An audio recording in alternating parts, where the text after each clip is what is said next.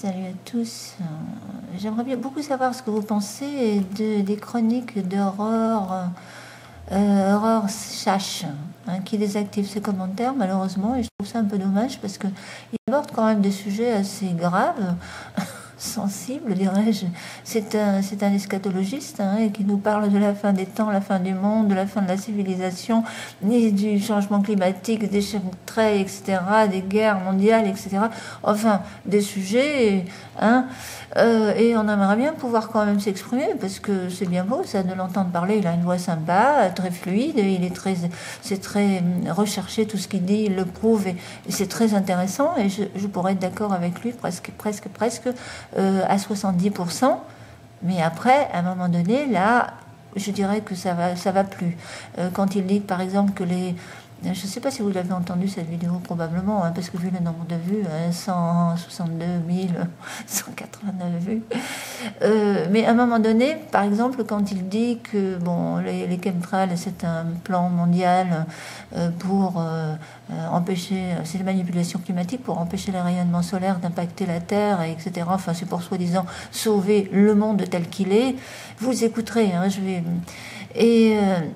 Et il y a pas mal de choses qui tiennent la route, mais après, quand il dit qu'il y a un pacte entre les nations par rapport à ce programme de chemtrail, et que si toutes les nations ont besoin d'avoir leur chemtrail dans le ciel pour se protéger de ces rayonnements solaires violents, pour empêcher les sécheresses, etc., et les conséquences de ça, qui seraient beaucoup plus graves encore, les Russes, si les Russes n'avaient plus, et qu'il y a eu un accord de signer entre les nations, avec les Américains et tout, et que si les Russes n'avaient plus de chemtrails dans leur ciel, ils attaqueraient directement les États-Unis ou d'autres nations, etc. Ça, j'y crois pas du tout. Pas un seul instant. Je vous laisse écouter, vous me direz si vous y croyez. Ça, j'y crois pas du tout. Après, je crois pas non plus à cette histoire d'imposer le nouvel ordre mondial sur la planète, etc. Et l'antichrist, le djal, je sais pas, l'antichrist, etc. Enfin, tout ça, non. Ça, personnellement, j'y crois pas. Maintenant, si vous arrivez à me convaincre, donnez-moi des informations supplémentaires. Mais je pense qu'à un moment donné, il est vraiment dans l'eschatologie, il est dans la croyance, parce que vous savez, ces histoires, ça peut durer aussi. Vous savez, quand Jésus, à l'époque des Romains, a prophétisé sur la chute de l'Empire romain et tout ce qui s'est passé, parce que c'était pareil, c'est les mêmes prophéties, c'est exactement la même chose, guerre, peste, maladie, sécheresse, changement climatique, etc. Et puis une civilisation qui s'écroule, ou plutôt un système qui s'écroule, le système romain de l'époque, l'Empire romain qui s'est écroulé, mais qui s'est écroulé quand même 400 ans plus tard. Quand Jésus avait prédit que pas une pierre resterait là, quand il a prédit la destruction du temple, qui est arrivée 70 ans après 400 ans après, on a eu la destruction, enfin la chute de l'Empire romain. Alors si aujourd'hui c'est la même chose, la chute de l'Empire américain, ça peut durer encore 400 ans, et on ne peut pas passer son temps à focaliser sur tout ce négatif. C'est ce que je pense, ça n'engage que moi, et de ne penser qu'à la fin du monde, la fin des temps, et s'arrêter de vivre. Moi je crois que c'est très négatif de s'arrêter de vivre, parce que si réellement c'est vrai ce qu'il dit, et qu'on n'y peut rien, et que c'est une histoire de géologie, enfin de planète X qui a frôlé la Terre, qui fait que la Terre va cramer, etc. Si c'est une histoire comme ça, comme un peu dans Velikovsky, dans le livre de Velikovsky, Les grands bouleversements terrestres, et ça s'est déjà produit il y a des milliers d'années, et puis ça se reproduira encore, de toute façon, qu'est-ce que vous voulez y faire ? Je veux dire, c'est pas parce qu'on va pleurer là-dessus qu'on va changer quelque chose. À la limite, j'aurais envie de dire, profitez de la vie, alors à ce moment-là. Et puis partez de ce monde en ayant bonne conscience surtout, voilà, pour pas rester coincé dans le bas astral. Si jamais... Non, mais c'est vrai. Mais vous me direz un peu ce que vous en pensez, parce que je vous dis, 70% pourrait être vrai, et après, il y a quand même pas mal de dramatisation, d'extrapolation pour faire peur aux gens, et je crois que ça, c'est totalement négatif, parce que... Je vous dis, si c'est une fatalité, je vois pas ce que ça va changer, d'angoisser, d'écouter ce genre de trucs, à longueur de temps. Donc, j'ai envie de savoir ce que vous en pensez, et je vous laisse écouter ce qu'il dit là. X dont je parle vient donc d'avoir son existence officialisée, c'est-à-dire que désormais, même les moutons qui sont incapables de raisonner par eux-mêmes seront forcés d'admettre son existence. Il suffit de leur montrer un article qui officialise l'info pour... Là, il parle de la planète X. Enfin, ils se taisent et qu'ils arrêtent de nous comparer avec des zozos amateurs de reptiliens. Et cerise sur le gâteau, la communauté scientifique vient de reconnaître que tous les systèmes solaires sont binaires et que notre Soleil a donc forcément un jumeau.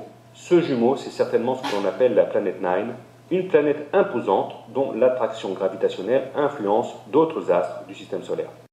Fin de la parenthèse sur la planète X, on retiendra seulement que c'est elle qui est responsable du réchauffement climatique et de l'augmentation exponentielle des cataclysmes depuis l'an 2000. Ça, c'est possible. On retiendra également que le réchauffement climatique se serait arrêté il y a 20 ans. En tout cas, c'est un débat qui agite la communauté scientifique.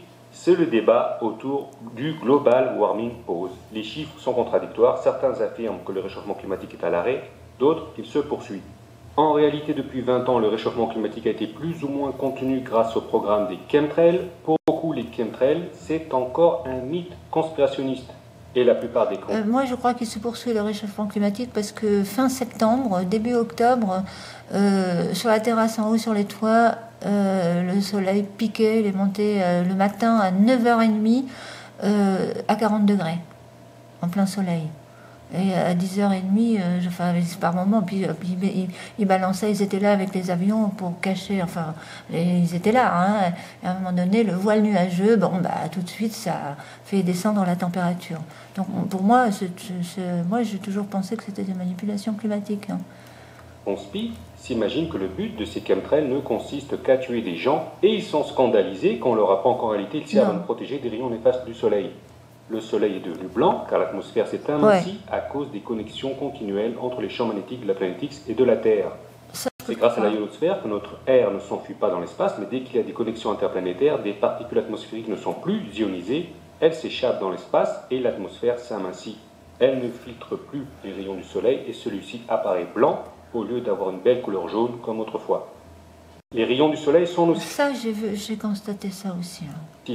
Le taux de cancer de la peau a été multiplié par 20 en 20 ans, tout ça dans le silence assourdissant des médias. Le soleil est devenu blanc, mais il n'y a pas une ligne qui a apparu dans un journal pour nous expliquer combien c'est dangereux. On a affaire à ce que l'on appelle un cover-up.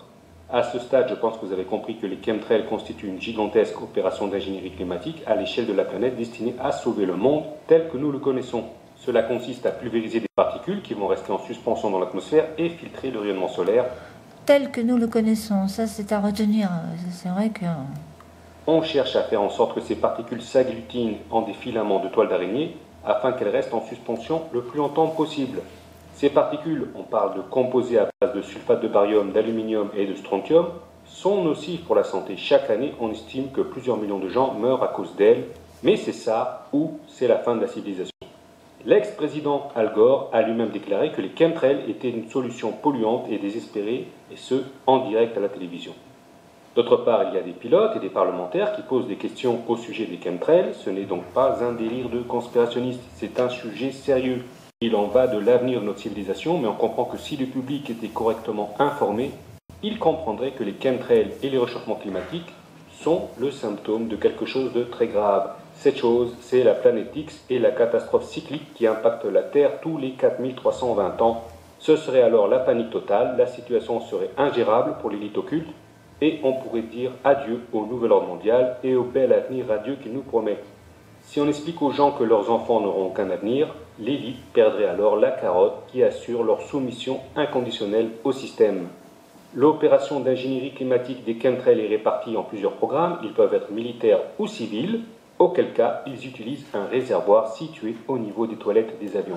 Non, parce que cette histoire d'élite qui veut absolument nous garder en soumission, etc., je dis, il suffit de sortir de la mondialisation et c'est fini. Hein, on leur coupe l'herbe sous les pieds, vous avez compris. C'est pour ça que je tiens absolument à ce qu'on sorte de l'Europe, parce que l'Europe est sous le joug des États-Unis et de cette élite pourrie de là-bas. Enfin, voilà. Mais ils vont pas. Moi, personnellement, je crois pas du tout qu'ils peuvent imposer une gouvernance mondiale au monde entier. c'est absurde.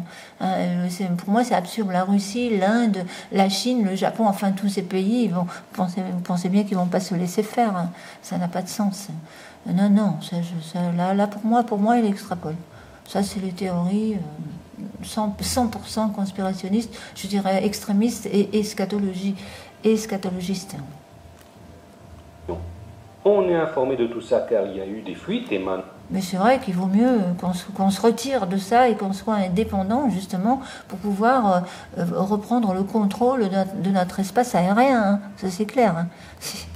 D'insiders, on sait que cette opération d'ingénierie climatique est le fruit d'une coopération internationale financée avec des fonds secrets. Il y a des bases d'où partent les avions et les conteneurs de produits chimiques et, fait intéressant, ceux-ci sont distribués de manière aléatoire. C'est-à-dire que l'on ne sait pas sur quel pays les lots vont être répandus. Tout ça, bien sûr, c'est pour éviter qu'une nation en profite pour répandre des agents toxiques ou biologiques sur une nation ennemie. Et autre fait intéressant, il existe un cahier des charges, et si les chemtrails... Enfin, là c'est pareil, cette histoire de... Là, il y a quelque chose que je sens que c'est pas tout à fait... Venait à manquer sur un pays, cela serait considéré comme une déclaration de guerre. Par exemple, si les Russes constatent qu'il n'y a plus de chemtrails dans leur ciel, eh bien, ils attaqueraient aussitôt les USA et les pays européens. Ça j'y crois pas. J'y crois pas parce que je vois pas pourquoi, s'ils connaissent la composition des chemtrails, hein, ils savent comment faire ces trucs-là, pourquoi ils peuvent pas utiliser leurs propres avions et faire ça chez eux. Ça n'a pas de sens. Déjà là, ça n'a pas de sens. Hein. Non, ouais. Non, là, j'y crois pas. Bon, je crois que je vais arrêter là, parce qu'après, c'est des histoires que tout le monde connaît sur Internet, avec le nouvel ordre mondial, l'antichrist, le Djal, etc. Enfin, voilà, dites-moi ce que vous en pensez. Attendez, j'ai encore un tout petit peu, peut-être. Vous voyez que l'on est bien loin du délire conspirationniste des méchants milliardaires illuminés qui, par caprice, voudraient réduire la population mondiale avec ces chemtrails. La plupart des pays du monde ont besoin de ces chemtrails. S'il n'y en avait pas, il y aurait une sécheresse, puis une famine, puisque les récoltes seraient alors foutues. Une fois que l'on a compris cela, on comprend que si la Troisième Guerre mondiale venait à être déclarée, la coopération internationale toucherait à sa fin, et il n'y aurait plus de chemtrails, ce qui entraînerait une sécheresse et une famine. Voilà la raison pour laquelle toutes les prophéties mentionnent des années de sécheresse et la famine au moment de la Troisième Guerre mondiale. La coopération... Ouais, ça, les prophéties, de toute façon, c'est ok. Les voyants et les prophètes, ils ont toujours... Il y en a qui disent des vérités, et d'autres, ils se plantent, etc. Ça, c'est tout à fait possible on va vers la sécheresse. Bon, allez, je vais arrêter là. Dites-moi plutôt ce que vous pensez sur cette histoire de coopération internationale et que la Russie attaquerait directement. Ça, moi, j'y crois pas du tout. Pas plus que je crois à d'autres. Enfin, bref. Voilà, dites-moi. Ça m'intéresse. Non, parce que je vous dis, on ne peut pas commenter sous sa vidéo, donc je fais ça uniquement pour ça. Hein, j'avais promis de ne plus reprendre les vidéos des autres, mais on ne peut pas... Vous savez, c'est des personnes qui parlent et qui ne veulent pas avoir en face de gens qui pensent autrement. Alors, c'est pas très démocratique quand même, mais bon. Allez, je vous laisse commenter si ça vous intéresse.